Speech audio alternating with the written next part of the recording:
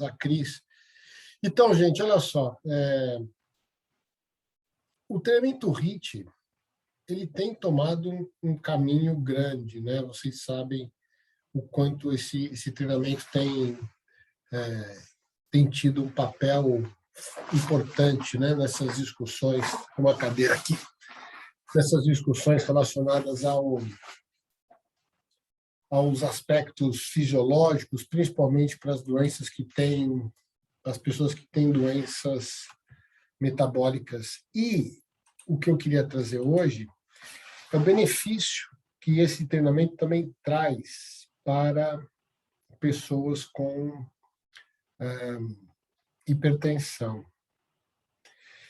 Um dos pontos legais do HIIT, eu acho que vale a pena a gente começar a pensar, é que o treinamento HIIT, galera, ele tem uma característica que eu acho que é bem bacana, que é a relação de eficácia versus resultado-tempo. Isso é uma coisa importante. Exatamente pelo trabalho ser maior intensidade, as séries serem mais intensas, trabalhos com mais demanda, próximo ao limiar anaeróbico, ou até acima do limiar anaeróbico, enfim, você tem vários tipos de HIIT, não vou necessariamente discutir isso, vou falar no geral. Os efeitos sobre a mitocôndria são fantásticos. Então, significa dizer que o treinamento HIIT, ele trabalha exatamente com o aspecto cardiometabólico, né? E essa discussão, fala, Tiagão, e essa discussão da resposta é uma das principais características do que a gente precisa considerar. Vocês não esqueçam disso, tá? E aí você pode pensar o treinamento HIIT em diversos locais, mas o que o American College recomenda são alguns aspectos ligados ao treinamento HIIT. Uma delas é que precisa de supervisão. É uma estratégia importante para a melhora da resposta cardiometabólica, emagrecimento, a melhora enzimática, a melhora do nível de HDL, de LDL, gordura visceral. Então, o treinamento HIIT ele tem uma série de vantagens. E o ponto bacana é o seguinte, não precisa fazer isso todo dia. Você consegue mesclar o treinamento HIIT 2, 3 vezes na semana com treinamentos menos intensos. Isso é uma recomendação importante. Então, você pensar antes de iniciar um programa HIIT, esse indivíduo já vem treinando, já vem se envolvendo, não precisa começar o HIIT direto, né? Até porque, o que acontece? O HIIT, do mesmo jeito que ele promove mais adesão, também promove mais desistência. Então, o que eu queria pensar com vocês é esse aspecto. A gente começa com mais adesão, mas também tem mais desistência. Então, para evitar a desistência, que quem me conhece sabe que o meu maior problema é discutir o quanto que nós vamos conseguir fazer as pessoas permanecerem no programa de exercício, é aí que a gente tem o resultado. Pensar em 8 semanas, 9 semanas, entre 8 e 12 semanas, é a recomendação para que a gente consiga fazer uma preparação para entrar mais diretamente no método HIIT, no treinamento HIIT. E aí eu recomendaria, sem dúvida nenhuma, o trabalho de força, né? Já que muitas vezes nós vamos desenvolver esse trabalho em situação mais voltada com membros inferiores. Agora, eu vou te contar um segredo aqui. Nós estamos trabalhando hoje com corda naval. É o Thiago Tunes, que é meu aluno de mestrado, acaba agora. Daqui um mês ele acaba o projeto dele. Nós estamos verificando que 3 modelos HIIT equalizado promove um gasto calórico para cima, por volta de 20 minutos, para cima de 350 a 400 calorias. E o HIIT mais longo, porque nós fizemos um HIIT de 15 para 30, um HIIT de 20 para 60 e um HIIT, que esse é mais longo mesmo, é de 120 minutos, 2 minutos de corda naval direto, para 6 minutos de recuperação. Então, ele é mais longo, né? Então, ele faz mais vezes, só que faz menos séries. O outro que é mais curtinho, faz mais séries. Você quer que eu te diga? Nós imaginávamos que o HIIT mais longo daria mais resultado. Não deu. E eu parti do pressuposto que quanto mais tempo, eu partia do pressuposto, quanto mais tempo nós ficássemos em movimento, maior seria o gasto calórico total. Nesse caso, não. Nós percebemos que quando você faz um HIIT mais curto, mais intenso, o gasto calórico total é maior. Tá bom para você? Então, significa dizer que todos os HIITs que nós fizemos, eles foram de 20 minutos no total. 20 minutos total. Então, dividiu a quantidade de séries, né, de movimentos e de intervalo, exatamente considerando 3 protocolos diferentes. Um mais curto, um médio e um mais longo. Tá? Então, o mais longo fez menos séries no total, consequentemente, fez 20 minutos. E todo mundo fez 20 minutos. O gasto calórico foi mais alto no que foi mais curto, portanto, mais intenso. E aí eu digo uma coisa para você, maluca, né?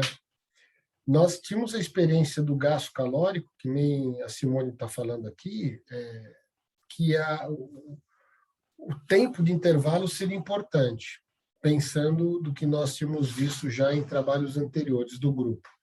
A resposta foi não. Mais intenso, mais gasto. E aí vem o tal do EPOC, nós medimos o EPOC também. Estou dando um super spoiler para vocês. Vem o tal do EPOC. O EPOC foi parecido. O EPOC foi parecido, porque, na verdade, o que aconteceu? O cara que fez mais intenso, ele sai de um ponto mais alto no consumo de oxigênio. O outro que sai de um ponto mais baixo, que fez menos vigoroso, então ele tem uma curva que é mais lenta na queda, a outra é mais aguda na queda. Mas no final, por volta de 5 minutos, de 5 a 10 minutos, o valor do EPOC equilibrou e nós medimos mais 30. Eu vou contar esse trabalho finalizado já, ele vai para o congresso. Conclusão da história, a grande vantagem do HIIT é você conseguir ter um efeito maior em pessoas que, por exemplo, têm pouco tempo. Acho que essa é uma grande vantagem. Hoje eu estava falando com um colega, o Maurício, que realmente o HIIT ele dá um efeito maior e aí você trabalhar mais intenso sempre é bom. Então, eu separei um trabalho que depois eu vou disponibilizar para vocês. Fala, Zé Renato, qual que era a pergunta exatamente do EPOC VO2? Pode contar, fala. Qual que era a pergunta que você ia fazer? Enquanto você escreve a pergunta aí, eu vou te dizer. O efeito do HIIT, em termos do gasto calórico, se você pensar pessoas que têm uma necessidade, né, gostaria de perder peso, né, de emagrecer, eu vou falar para vocês que é indiscutível o papel do HIIT, porque ele aumenta a descarga adrenérgica. E aí, olhando para esse processo,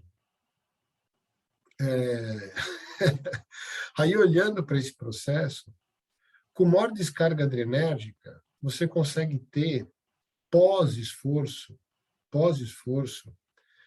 considerando o trabalho cardíaco, que é o que nós estamos falando também, um efeito maior vasodilatador. Tá bom? Esse é o ponto vantajoso do HIIT. Você conseguir um efeito hipotensor maior do que um trabalho, por exemplo, não HIIT.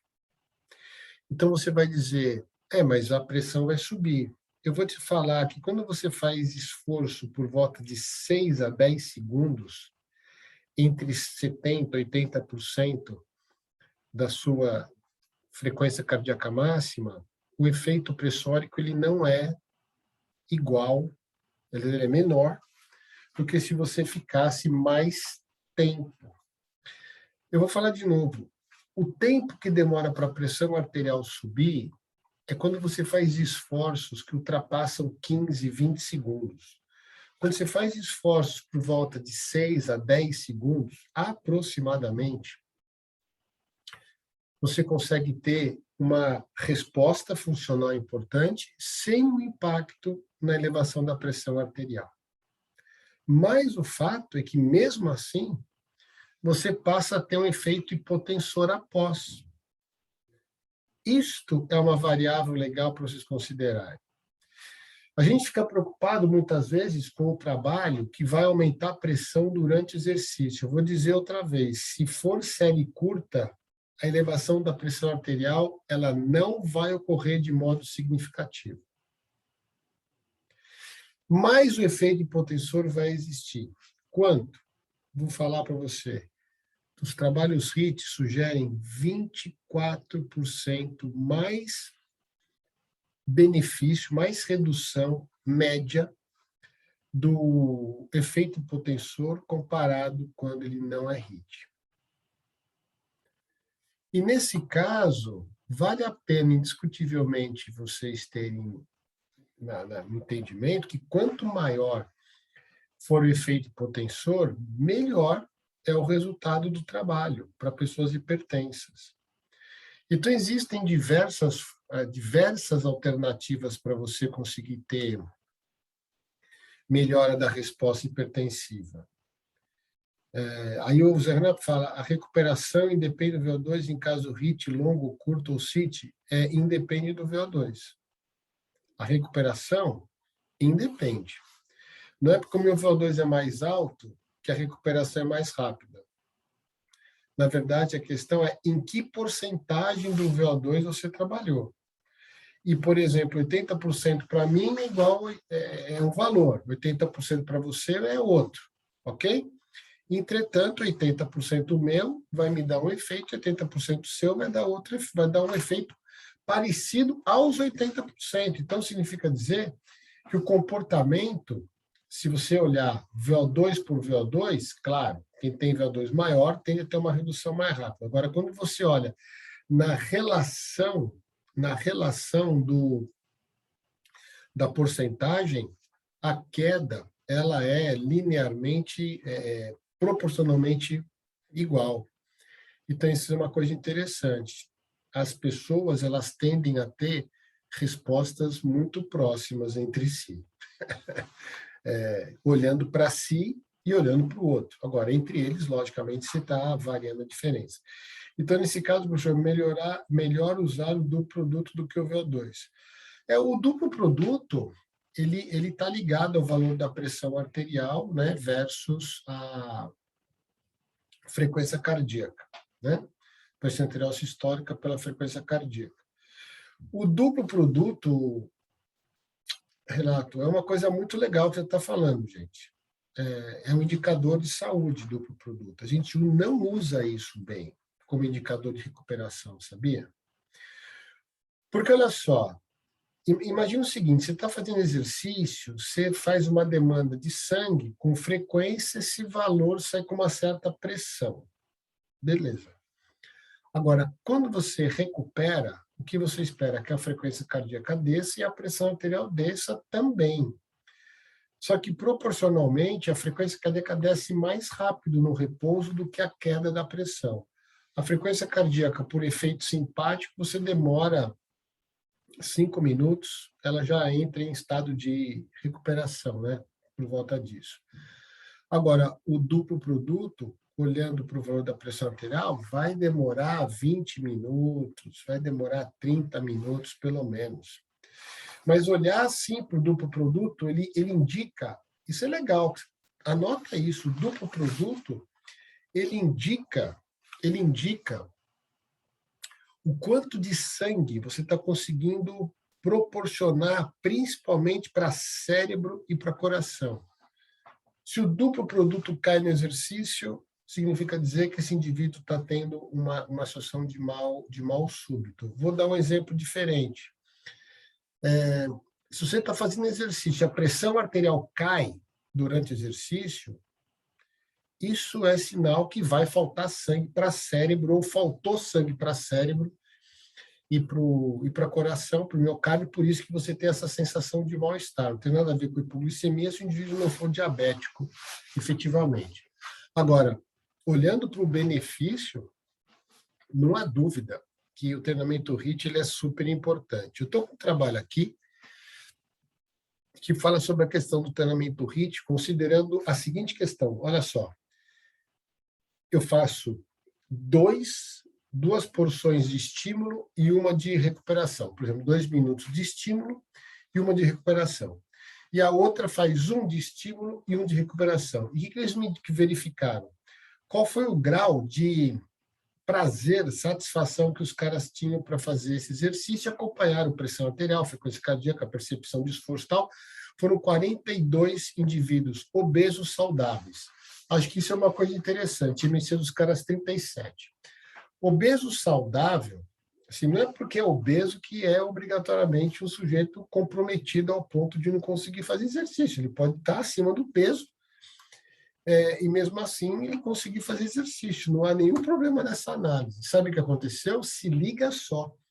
Os caras que fizeram o treinamento assim, 2 de estímulo e 1 de recuperação, comparado com o outro que fez 1 de estímulo e 1 de recuperação, vocês entenderam a lógica?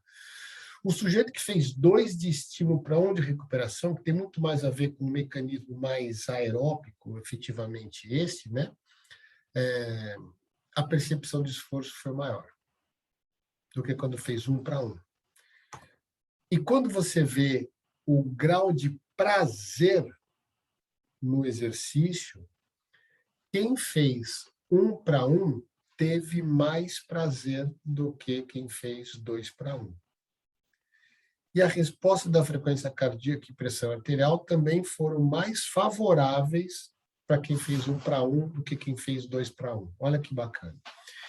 Então, se você tiver que trabalhar com indivíduos que são hipertensos ou iniciantes, e no caso aqui pessoas obesas, você trabalhar com a ideia de 1 de estímulo para 1 de recuperação foi mais favorável do que você fazer duas porções de estímulos para 1 de recuperação. Isso é uma boa dica que o artigo traz, considerando essa análise que o trabalho fez. E aí, eu separei aqui um trabalho demais de bom. Aliás, é o seguinte, eu vou até salvar isso aqui. Ele fala sobre o intervalo, o trabalho de HIIT, uma revisão e o impacto que tem esse trabalho no controle cardiometabólico associado à saúde. Escuta essa parada. Quando o sujeito faz treinamento HIIT, ele libera e reabsorve mais cálcio lá no retículo sarcoplasmático do músculo. Qual que é o efeito disso? Aumenta a capacidade de trabalho muscular. Agora, o sujeito, quando faz um treino HIIT, pelo estresse mitocondrial que ele promove, ele estimula a biogênese mitocondrial. Qual a consequência disso? Aumenta a capacidade oxidativa desse indivíduo. Tá? Então, como aumenta a capacidade oxidativa, isso é favorável para o controle glicêmico, isso é favorável para a oxidação de ácido graxo, isso é favorável para a manutenção da saúde, uma vez que a saúde mitocondrial é a chave do processo. Eu estou pensando um dia fazer uma live só sobre mitocôndria. Se vocês acharem legal, eu vou falar só sobre isso, porque é incrível esse troço, a tal da mitocôndria, tá? E aí, pela intensidade, você também aumenta a porção, a produção de GLUT4, ativação de GLUT4 e aumenta o transporte de glicose. Consequentemente, galera, o efeito metabólico é conhecido. Agora, quando a gente fala aqui, que melhora a liberação do cálcio e reabsorção do cálcio pelo retículo sarcoplasmático, isso faz com que você mantenha a capacidade de força e potência nesse processo. O treinamento HIIT é incrível por essa questão.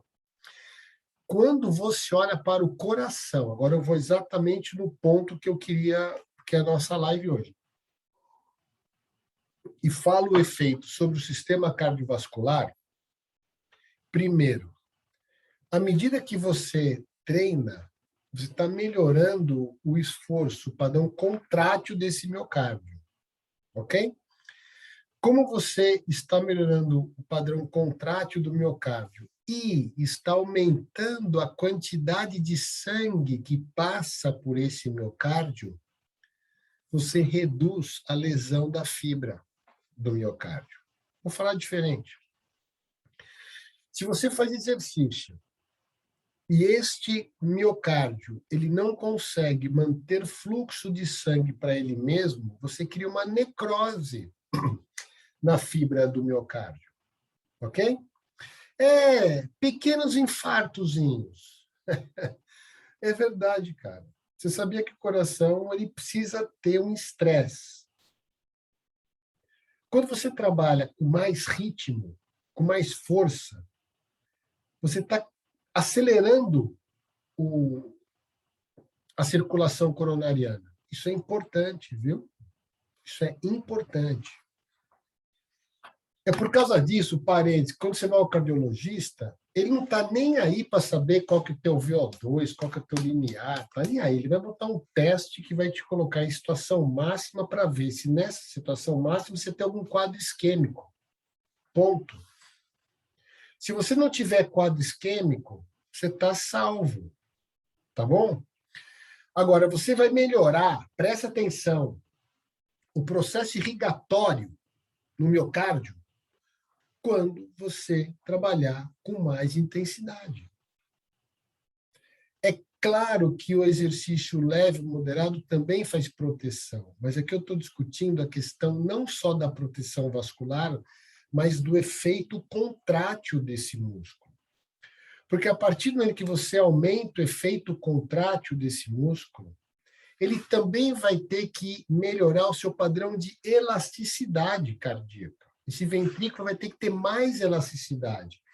E com isso você aumenta a quantidade de sangue passando de átrio para ventrículo. E com esta força, você joga sangue ventricular. Logicamente, você está jogando esse sangue para fora. Você está injetando esse sangue e na ejeção você diminui uma coisa chamada de volume diastólico final. Ou seja, reduzir o volume diastólico final é fazer com que você tenha muito mais sangue para conseguir ejetar. Então, olha que coisa bacana. Presta atenção. Você faz o trabalho cardíaco, ele ejeta o sangue e aí ele tem que ter uma elasticidade. Aí você vai aumentar a quantidade de sangue, certo? Isso é no momento chamado de pré-carga. Pré-carga antes da sístole, né? Então ele vem, contrai, relaxa.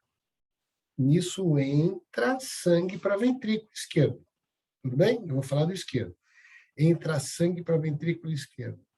Esse volume que entra é uma fase de pré-carga, ou seja, antes da ejeção que você terá do ventrículo, correto?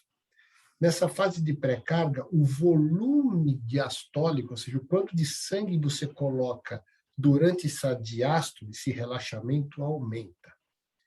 E aí você está com o coração que está mais forte do que você contrai, o volume ejetado, ele sobe. Esse é o benefício, porque o volume ejetado, ele não vai só para músculo. Ele vai para o próprio coração, ele vai para o cérebro. Então, significa dizer que quando você trabalha o HIIT, que eu estou aqui, depois eu vou salvar isso aqui. Quando você trabalha o HIIT, você está melhorando essa qualidade contrátil do miocárdio e melhorando a elasticidade. Por isso que o volume diastólico sobe, entendeu? Na pré-carga. E aí eu consigo jogar mais sangue para fora. Consequentemente, esse coração, ao longo do tempo, ele vai trabalhar com menos esforço. Aí você fala assim, ó, esse sujeito ele vai trabalhando com menos esforço, consequentemente, ele vai ter a chance de ter menos frequência cardíaca. Pronto. Você tem proteção nesse sentido. Ok? Então, vamos ver aqui o que aconteceu. A galera fez alguma pergunta aqui. E, claro, a aptidão física vai melhorando. Vou falar um negócio para você, Simone, uma coisa que você colocou aqui. Vou responder para todo mundo. Ó, imunidade também. Esse dado da adesão é legal, perfeito. Essa questão da imunidade, imunidade também. Não tem nenhum trabalho que fala que HIIT diminui a imunidade, pelo menos o HIIT tradicional. Se a gente for para outros trabalhos, a imunidade cai por processo de crônico, não é agudo, tá? Efeito agudo, Renato, não tem grandes mudanças nenhuma da resposta de imunidade, beleza?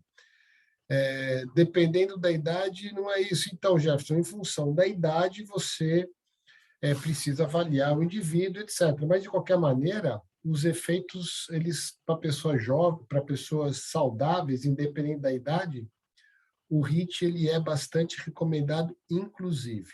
Tá? Só que, logicamente, eu preciso criar um fortalecimento de membro inferior primeiro. Fortalece o músculo cardíaco. Simone, é isso aqui, ó. Isso que você está falando é importante. Deixa eu contar um negócio para vocês.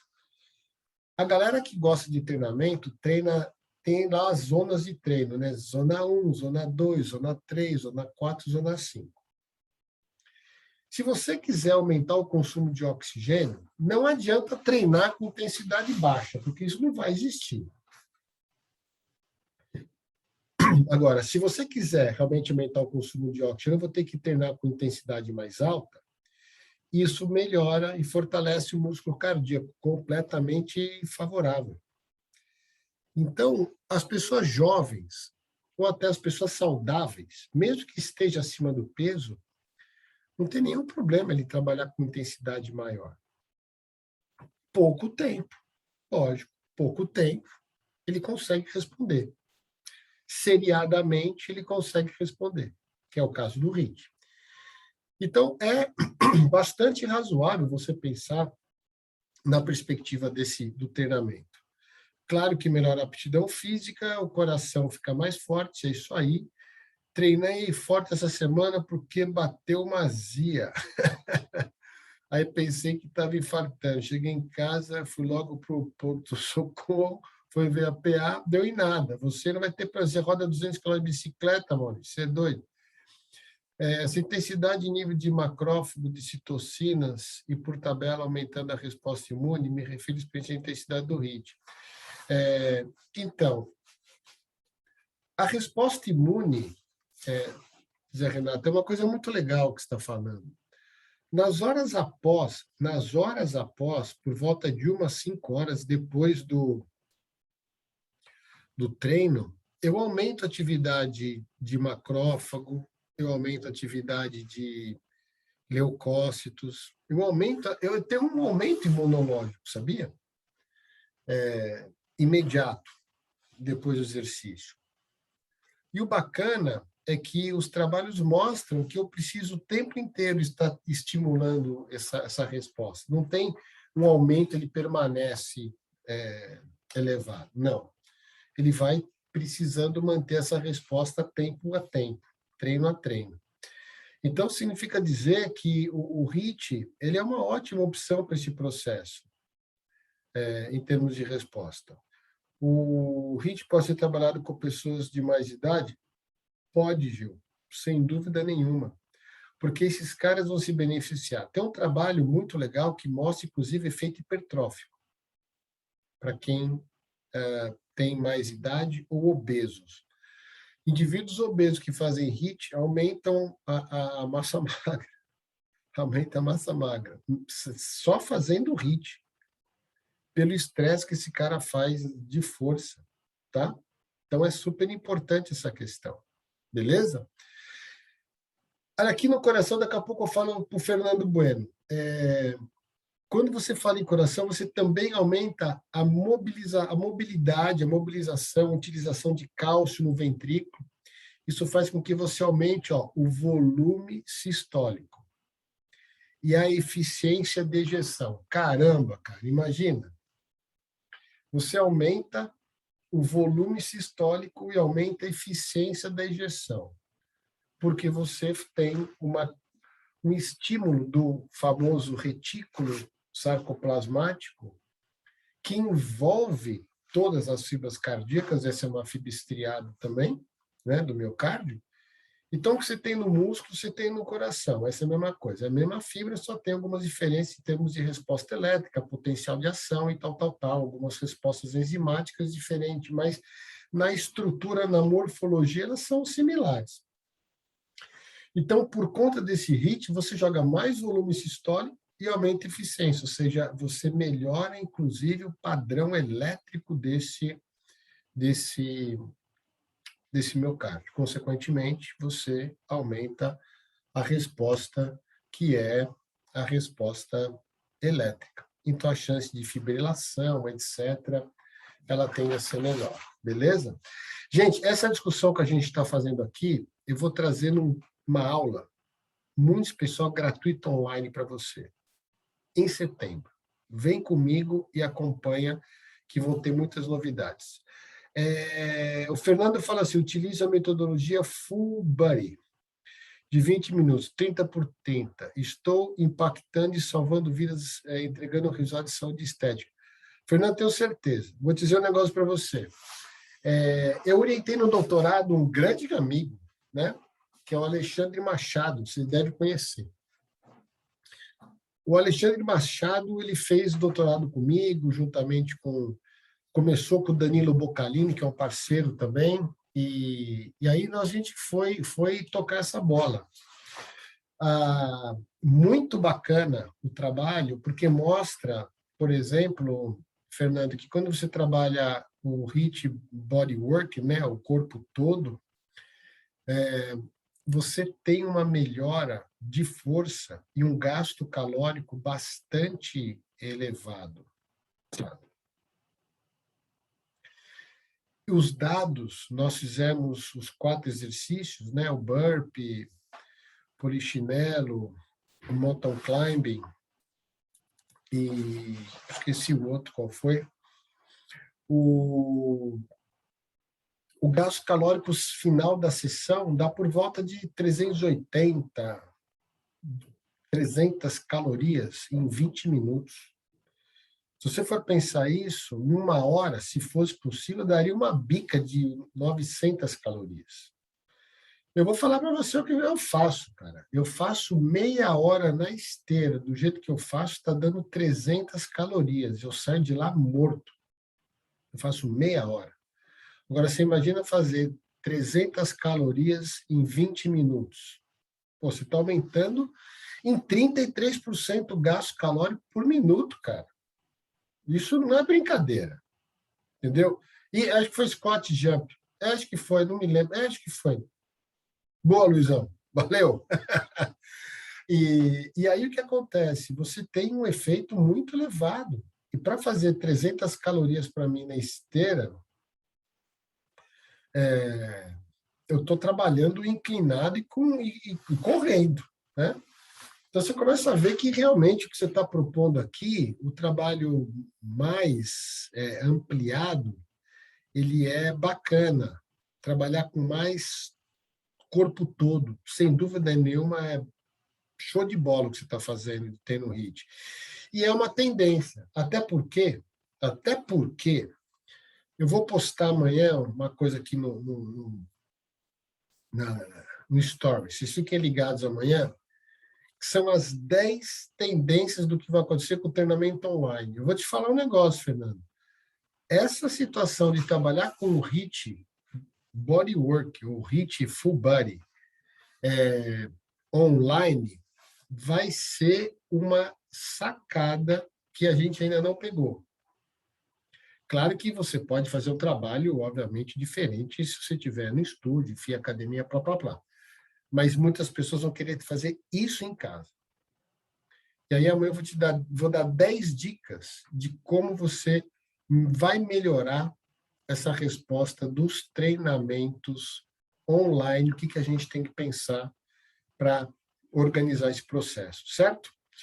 O Fábio fala, boa noite, será esse HIIT, mas agora estarei firme. HIIT pode ser trabalhado com pessoas com osteoporose. Olha só, eu não conheço nenhum trabalho Fábio, que tenha analisado a relação da osteoporose com o HIIT.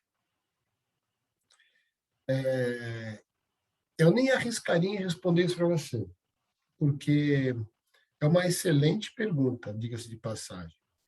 Mas eu não tenho nenhuma evidência, por exemplo, não sei se você tem, que tenha sustentado o HIIT como uma possibilidade para esse grupo. Mas, veja só, se essa osteoporose, eu não sei o que seria, talvez qual a região que foi tá mais agravada, se é mais coluna ou se é mais colo do fêmur, é possível trabalhar com o membro superior, sem criar impacto nessa região.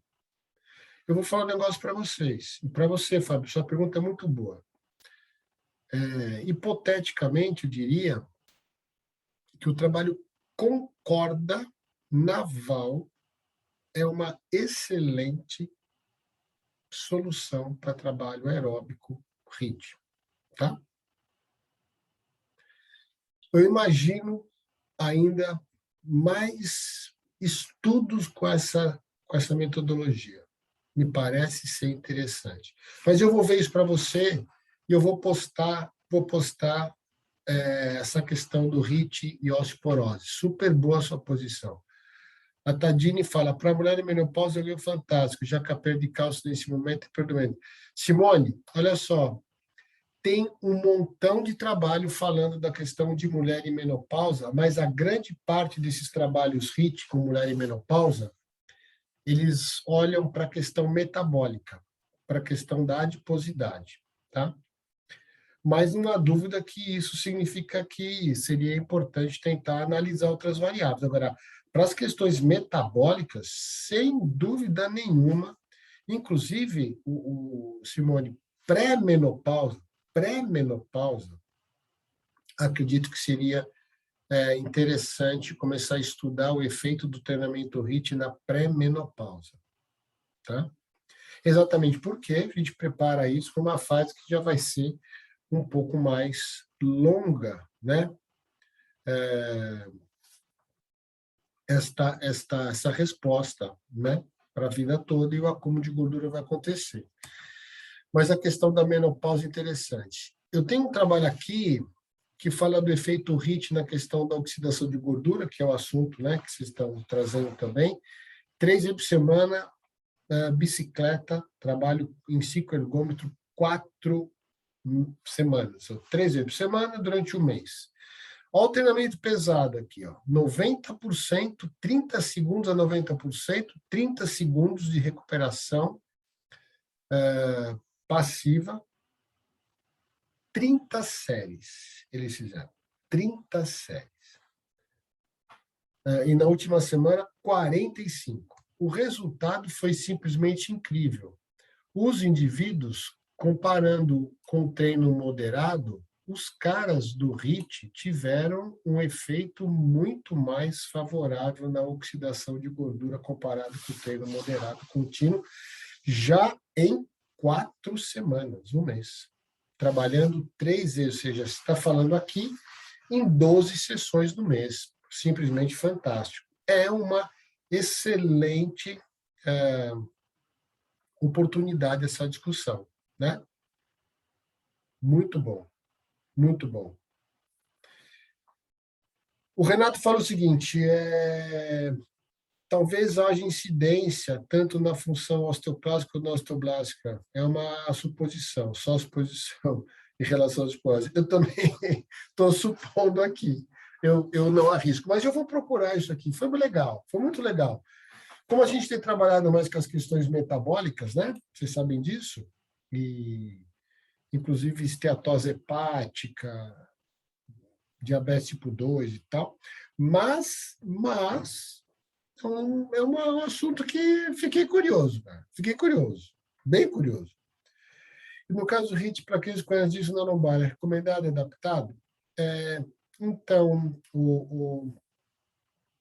Margarete, a questão da hérnia de disco, precisa ver qual que é o grau que ele tem de impedimento e dor dessa região. Se ele fizer no cicloergômetro sentado, diminui comparado com outras questões. Mas eu não vi, até então, algum trabalho que tenha postulado a questão da hérnia efetivamente. Eu não sei o quanto que essa hérnia de disco ela seria um fator de escolha de outra atividade. Talvez, se essa hérnia criar realmente um desconforto, eu diria para evitar. Mas se essa hérnia estiver estabilizada e não tiver nenhum impedimento, agora, eu não faço salto em hipótese alguma nessas condições, tá? Sem salto, porque o salto agrava, né? A posição de salto agrava esse processo, certo? E aí, para a gente encerrar, galera, eu encontrei aqui dados muito legais do HIIT, mostrando, por exemplo, que 5 séries de 2 minutos de estímulo por 3 de recuperação durante 8 semanas melhorou em 58% de sensibilidade à insulina, reduziu em 18% a adiposidade, aumentou em 41,2%, teve redução importante em termos de efeito pressórico em 3%, não é muito, mas sem dúvida nenhuma tá dentro de um padrão que dificilmente medicação em 8 semanas reduz tão rapidamente assim, fica estável. Conclusão, os dados mais significativos até agora que a gente tem em relação ao consumo de oxigênio e adiposidade, certo? Galera, eu queria convidar vocês, então, para ficarem sempre atentos ao nosso bate-papo. Eu tenho um grupo de WhatsApp, não sei se vocês sabem, e tem um grupo também do Telegram, são 2 grupos. O do WhatsApp, a gente discute só doenças metabólicas, etc., obesidade e tal. E do grupo do Telegram, aí a discussão é geral sobre essas questões. Inclusive, se vocês, eu vou verificar isso e vou colocar no grupo do Telegram essa questão da osteoporose. Vocês estão convidados, é só chegar lá, clicar, entrar, está lá na bio, entra, porque a discussão é grande. E quem entrar no Telegram tem uma sorte, né? O Telegram fica guardado, você pega tudo que já foi discutido antes, né? O WhatsApp você pega daqui para frente, mas o WhatsApp a gente está alimentando praticamente todo dia e o Telegram também, tá bom? Galera, são 11 horas, eu quero dizer que foi um prazerzaço estar com vocês. Semana que vem a gente volta com mais live, fiquem atentos, atentas, obrigado demais. E eu espero que vocês tenham uma sexta-feira sensacional. Não esqueçam, por favor, de convidar os seus amigos para participar das nossas lives, sempre muito importante a participação de vocês. Eu vou deixar gravado a live, tá bom? Gravada a live. Quem quiser assistir de novo, maravilha. Valeu? Gente, fiquem com Deus, um forte abraço, muito obrigado, até a breve, tamo lá. Tchau.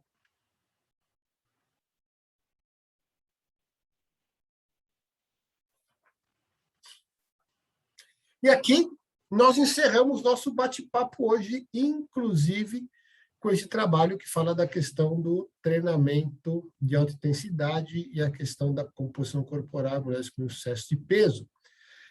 Só quero mostrar o resultado final, quando você olha aqui, por exemplo, nessas condições do trabalho que nós estamos discutindo aqui, ó, antes e depois, veja só que interessante.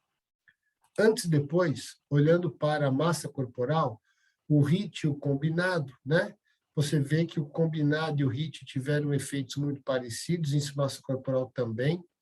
Agora, uma coisa bacana, ó, a massa gorda, fat mass, teve muito mais efeito positivo no grupo HIIT. O consumo de oxigênio mais no grupo HIIT. Ou seja, o HIIT é uma ótima estratégia para quem quer melhorar as condições cardiometabólicas. Queria deixar aqui um abraço para vocês. Fica com Deus. Deixa sempre seu sininho ativado para você conseguir receber as informações do nosso canal. Valeu? Um forte abraço, muito obrigado, até a próxima. Tchau!